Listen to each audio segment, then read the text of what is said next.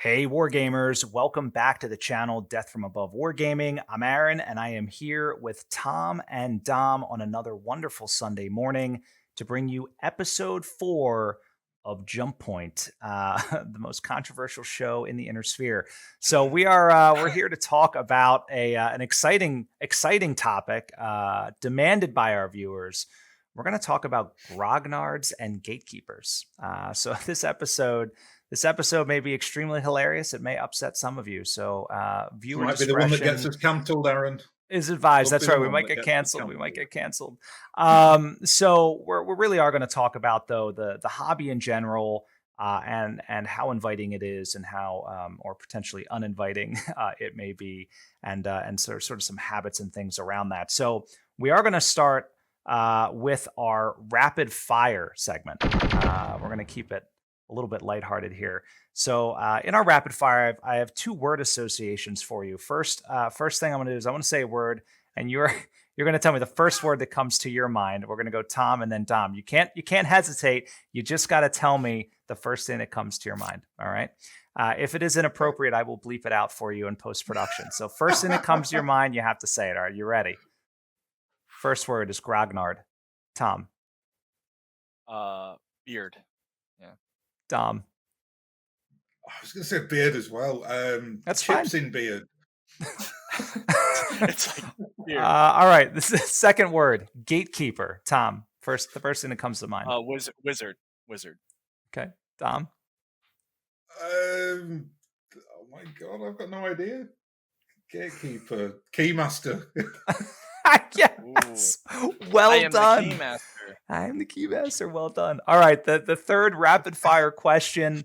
Would you rather own a beat up late model Panther or a brand new shiny proto-mech? Thom. I almost spit my drink all over my camera. Because of my avowed love for proto-mechs, a proto-mech. I can't go back now. You can't go now. Yeah. Dom. Panther all day, baby. Yep. All right. All right. Last rapid fire question. How often do you shave? Thom. Oh, like once. I actually just really shaved. So with the buzzers, like every 2 weeks to a month, and then a real shave probably like once every quarter. When I feel like real gross, but right. I don't grow hair. It's very odd. It's weird. As one of the few clean-shaven men in the hobby, I shave every day. Every day. Beautiful. All right. I was gonna say. I think it's a relic of my my space birth. In a tube. My clanner. It's true. Yeah. Just inconsistent facial hair. All right. So the next segment is one we haven't done in a while, but Wait, Aaron, I thought it was very appropriate. What, you're asking about my shaving habits? Yeah. Come on. I mean, it depends. It's when the gray starts to overwhelm the black. That's when I take it back down. Nice. All right. So we're going to do the comment of the month next. Now, I thought this comment was particularly appropriate based on the topic at hand. Now, in our last episode, we talked a little bit about Classic and the series that we did over the summer. And this was a comment on one of those videos. And it was Blaster CA that wrote this comment. And he said, classic BattleTech without hexes isn't classic BattleTech. Dope false advertising. Simply referring to BattleTech with miniatures rules as classic is not accurate, yada, yada, yada. 2 different things, therefore titled very separately. Now, this spawned a great classic internet flame war between not only myself and Blaster CA, but other folks who chimed in and were arguing like, dude, that's semantics, and he was holding the line on that. And listen, everyone's entitled to their opinion, and I respect you for that. But this is the kind of mentality that I think we want to focus in on today, right?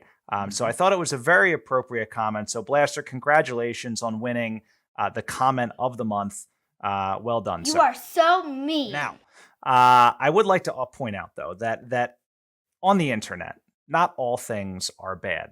There are some great things as well. And I would like to bring to you a new segment here on Jump Point where we feature a painted miniature from somebody on Discord. And this one is from our patron, Paulus. And Paulus delivered unto us what I thought was a very cool Atarian Concordat Red Chaucer's Crusader.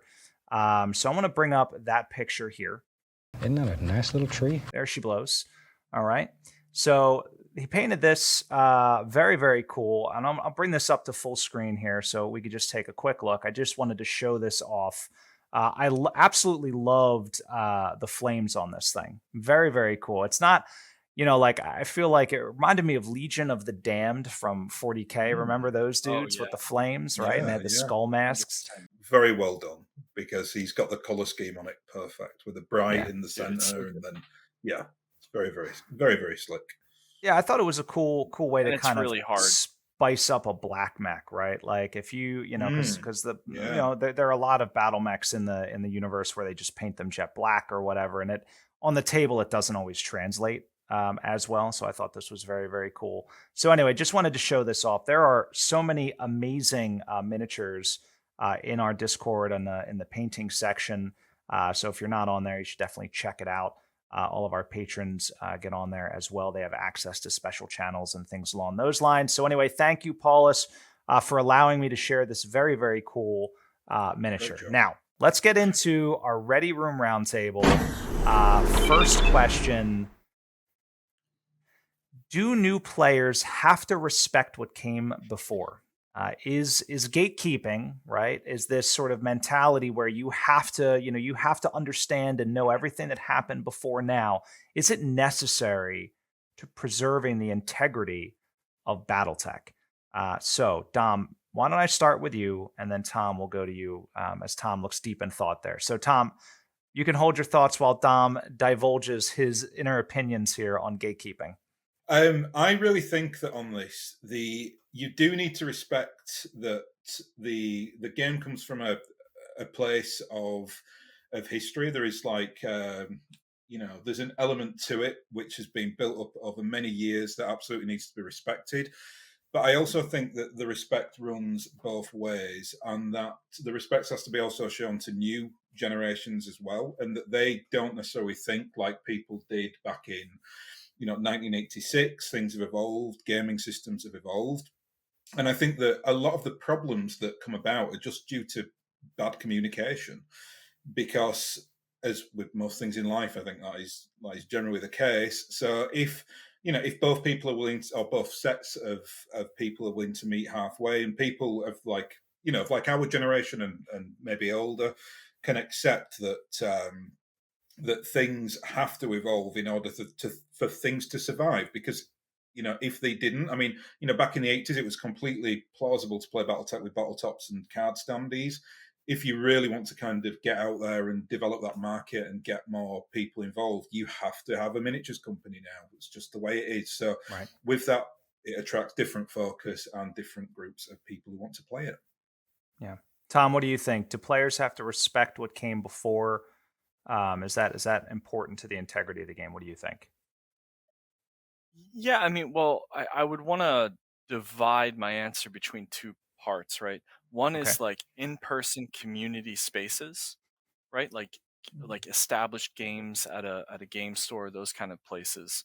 And in that case, I think gatekeeping and I think having discretion around maintaining what you have is appropriate.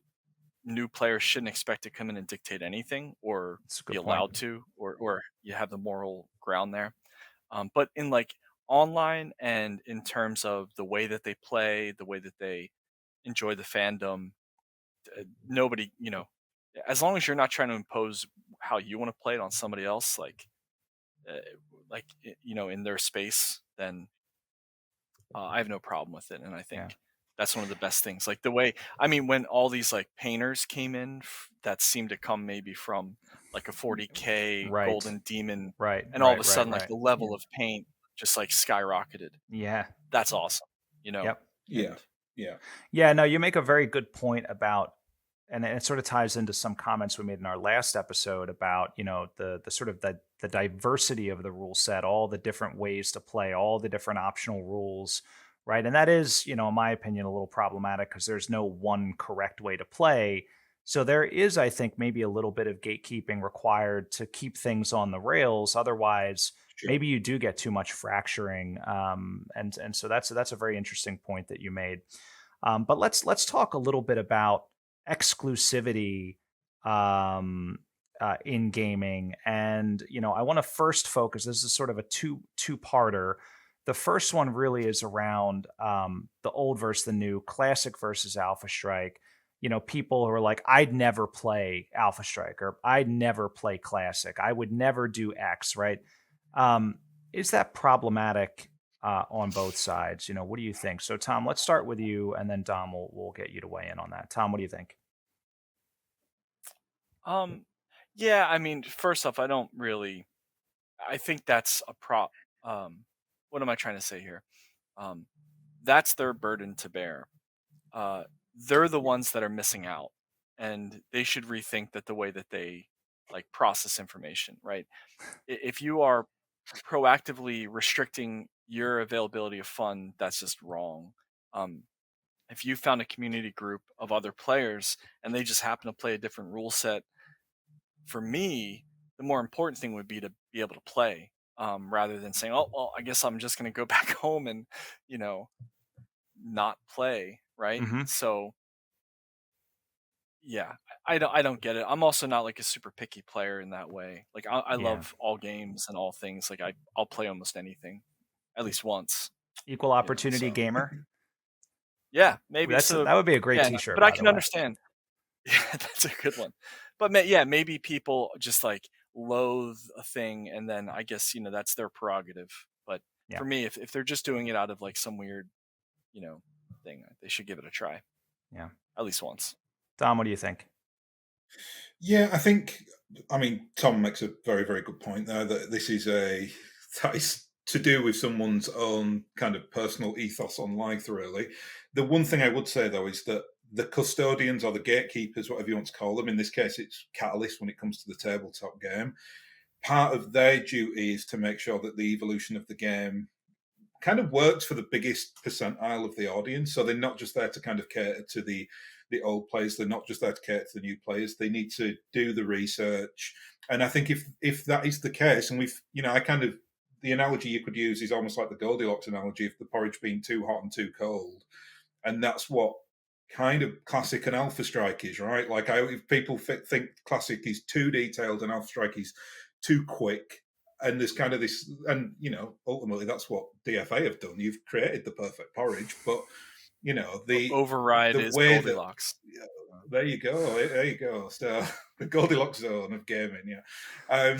But what I'm trying to get at is that it's their responsibility really to make sure that works, as opposed to creating something that's so not appropriate for the community, or that causes so much division. And I think that is the mistake they made with Alpha Strike to some extent, is they just simplified it too much. They went too far in that direction, and we could now be sat on a really nice codified version of BattleTech that kind of caters to a modern audience but doesn't forget its heritage and still maintains the respect from where it came from. Yeah. So follow up to this would be, and Thom, and both you guys make really good points. Pro gatekeeping, yeah. But what about the other way around? So, for example, new guy comes into the store, bunch of BattleTech fans are there. There's that one guy who refuses to play Alpha Strike. New players like, hey, I just got the Alpha Strike box set. Why don't we try that on Tuesday night instead of our normal Classic game? It's like, no, get out of town. Alpha Strike sucks, right? Hypothetical scenario. Is that problematic behavior, or to your earlier comment where it's like, hey, this is the rules of the store? Because when I talk to folks in the community, whether it's on Discord or whatever, there's always that guy that is very Start your own night. Right. So is that problematic? And how do you deal with that? When you're coming into sort of a group, or if that guy is in your group and you just deal with it because you don't feel like dealing, directly dealing with it. So, like, is that a problem? And what should we do about that? Right. So Thom, This let's is so start with you. triggering. Tom's triggered, So I can tell. So triggering. we're going to start with you. Yeah, so true. Yeah. I think new players should tread lightly, personally, Okay. and not try to impose. Like, imagine a new player, like a D&D night at a game store. They've been playing the same campaign for like 3 months, and he's like, "We should start over." Like, I would throw that person out a window. I would defenestrate them, as the term is. Defenestrate. Very good. Well Yeah, done. Very Well done. good. Excellent. Yeah. Thank you. Yeah. Yeah, no, I think new players, like, again, if you want to play alpha and they're playing like, start your own night. Don't expect them to accommodate you. Yeah. Like, that bothers me a lot. Like, but at the same time, like, if the group of people, like, they don't have a direction, they're just kind of sitting around. And the guy's like, "Why don't we try this?" You know, you can't just be mean to them because they're a new player. Even though I Right. guess also you Or can. they're playing something you don't like. Right. Yeah. But it is a difficult problem. So Dom, what do you think? Yeah, I think it is all situational as well. Like, as Who's Tom willing to said put there, in the work? Yeah. Right, exactly. I mean, like for me, and I'm kind of one of those people that will just buy everything and let people just play, like at my house and on my tables or whatever else. And that's obviously quite popular because it saves people a ton of money. So if somebody came to my house and was like trying to dictate terms, I'd be like, yeah, that's not happening. But likewise, if they came in with like new ideas, I like to think that I'm malleable enough to be like, yeah, that's actually a really good idea. Or of course we can just play rules written classic just to show you how it works or whatever without any, extra rules. But I think ultimately, I think Tommy's right. I think if you are new to any social situation, obviously you have to tread slightly. It's like having a new job, right? You're not just going to go into a new job and be like, I'm going to tell you all what to do. This is da, da, da. Like, people are not going to react to that at all. And the same But people in do any it, walk right? of life. People do Yeah. it. Yeah, absolutely they do. All right. Again. Yeah. I'm not sure we gave anybody a good answer here. But I think I like think Dom's answer. Yeah, you like Dom's answer. All right. Well, leave it in the comments on what you social guys think. I'm always interested to hear about your opinion on how to handle those types of situations when you want to do things slightly differently, or somebody comes in with a very radical idea. However, it's sort of presented, how to sort of handle those things. But I do want to sort of close on this. So there's like the sort of the Grognard archetype where it's like, I don't want to play a new game, right? And that's okay. And we sort of talked about that. But then there are the sort of Grognards that I think have found ways to abuse the rules as they stand, and refuse to concede on these things. So, for example, one of my favorite stories, I don't remember if this was in the comments or on Discord or on Patreon, but someone was telling me a story about this guy at their local gaming store. Maybe it was in a tournament even. He was running chargers, and he was running them at 8 gunnery and 0 piloting. All right, so they're dirt cheap because your charge. Tom's like, why? Because all they have is 5 small lasers, right? The basic charger, and they were using the piloting skill. They would never miss a charge. They would never miss a physical attack, right? And the battle value on that is very, very good. Maybe they were 8-2s or something, but regardless, the point is, playing that way is just not fun. And some folks may say like, well, that's the game. You can do it. But like, if anybody brought that crap to my table, like, I would smash their miniature, right? Like, that's just not in the spirit of the game. It's not, it's ridiculous, right? So that's my opinion on it. Curious to know what you guys think, how you would handle those types of situations. It's the same thing as the people that bring the awesomes that are gunnery 0 and piloting 8, right? And just sit them and camp them in the woods and just, nuke people. So very curious, what you guys think about that, how you would handle it, and then we'll wrap up this round table. So Thom, why don't we start with you again, since you're on a hot streak. Tell me what you think. It's really, whose game is it, right? If a new player comes in and is like, I want to run this 8-0 thing, whoever is putting in the time to organize it should have the discretion to say that they either allow it or don't.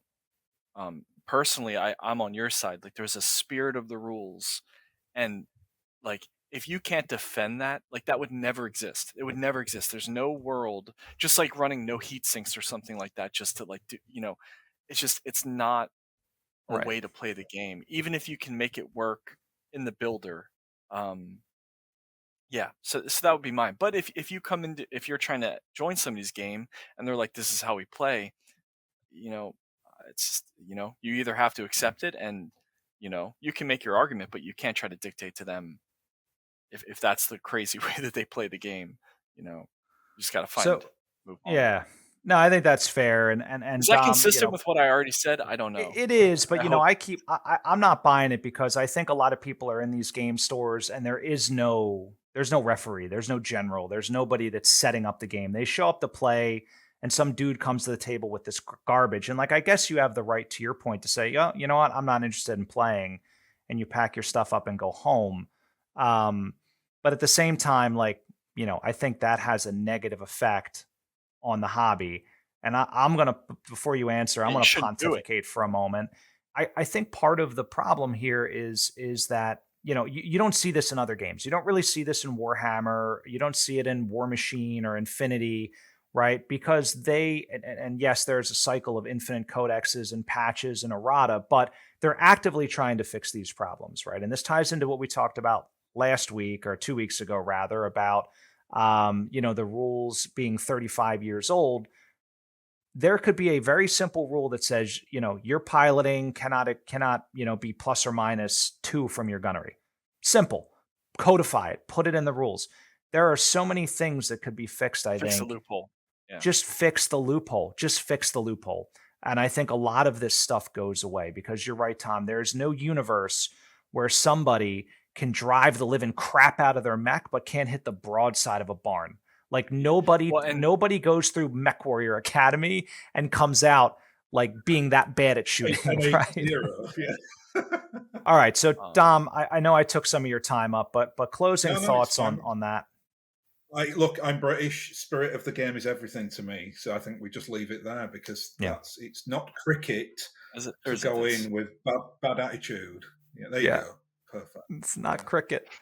Yeah, I'm with you on spirit of the game. That stuff drives me nuts, and I think those people are toxic to any gaming community. Anyway, but speaking of grognards, in our render blender today, I picked what I like to believe is the most grognardy of designs. Speaking of the Charger, it is in fact the luxurious 8.0 gunnery piloting Charger 3K. So this is a brand new design. Actually, this one has an LRM on it, so you're going to need some gunnery skill for this guy. But Thom, let's talk about this one. I'm going to bring it up full screen. So I got three. I got 3 renders here. I got the front, the thirst pick, as you call it, and then another view here. So let's start here. What do you think about this guy? This picture looks like a big old teddy bear, doesn't it? That's exactly what I was thinking. Yeah, big teddy bear. He looks very huggable. Big teddy bear. And then his chest SRMs open up and you just get decimated. Great design. Especially that part. The way that it's opened up, revealing the missile bays. The helmet, super cool. Great visor, great shoulders, great, like the weird stubby gun. I kind of love it. It reminds me of, like, in those sort of gangster movies where the dude pulls out his his ankle gun. No, oh yeah, and he ends up like killing the bad guy after you think he's dead. So I love it. Great design. Move on to the next pick, the thirst trap pick. Great. This really shows off the awesome shoulders. He shouldn't be so modest, hiding that derriere with those with that sort of Roman guard. I don't know what you call them. Yeah. But great design. Nice. Yeah, like the jump jets. It's funny you said awesome shoulder pads. They actually look very much like the awesome. Now that you said that, I never really noticed that before. The awesomes bend in at the top, right, a little bit. They do. I think they're a little thinner as well. So I like how they're front there. It'd actually be cool if they could like rotate to the front. That'd be really cool. But yeah, it's great. It's a super cool. I'm never a huge fan of that style gun, the longer Same. like The Metroid. handhelds. Oh, you no, mean the that? You mean Metroid. this arm? Yeah.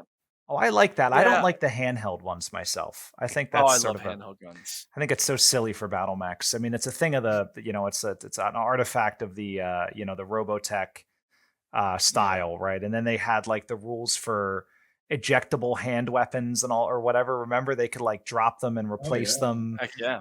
But they tried to like write lore around it to make it, make sense of it. But I was never a huge fan of the handheld guns. But anyway, yeah, this is a good one. I'm excited to get this one in the Kickstarter. I believe this is the 3K is the one that's coming in the Kickstarter. You know what right? that gun looks like? Yeah, that gun looks like those Navina Neutrogena lip balms. But go on, sorry. Oh, okay. Yeah. You know what I'm talking about? A little bit. The blue cap. Yeah. You squeeze it. It's a Euro thing. I don't know that they have it in the US, but yeah. God help us. Just to answer Aaron's question, this is the 3K. This is Jeremiah Rose's charger. There is a standard charger, which is just the famous one with the 5 pop guns. That will be in one of the the standard packs. But this one's in one of the legendary packs, I think. You're right. This is in the legendary. Good call, Dom. Good call. Yeah. So I would keep you on the show. You know all of these things. Brilliant man. Speaking of brilliance, though. Why don't we wrap this one up? So a couple of things. Number one, Aries Games and Minis, definitely check it out. Get all the minis, dice, books, terrain, all the great things that you need for your BattleTech addiction over at Aries Games and Minis. And then secondly, as we had asked, leave a comment. Tell us what you think about all of these things. Controversial topics, I know, but really want to see what you guys think. Maybe it's not a problem. Maybe it's isolated to certain areas, certain game stores, but very curious what your experience is, how you handle it, or if, in fact, you are a Grognard or Gatekeeper. It's okay. You can let us know. Thom has a helpline that you can call for that. And if you want to get more involved in the channel and get Thom's personal cell phone to call him for help, you can join Patreon. It's as little as $1 a month, although that doesn't get you Thom's cell phone, but that does help out the channel. So we do appreciate it. And thanks to all of our great patrons out there for helping us to keep the lights on. But that's it. That's all I've got. Thank you so much for watching. And of course, stay tuned. Always great stuff coming from Death from Above Wargaming. Have a great day.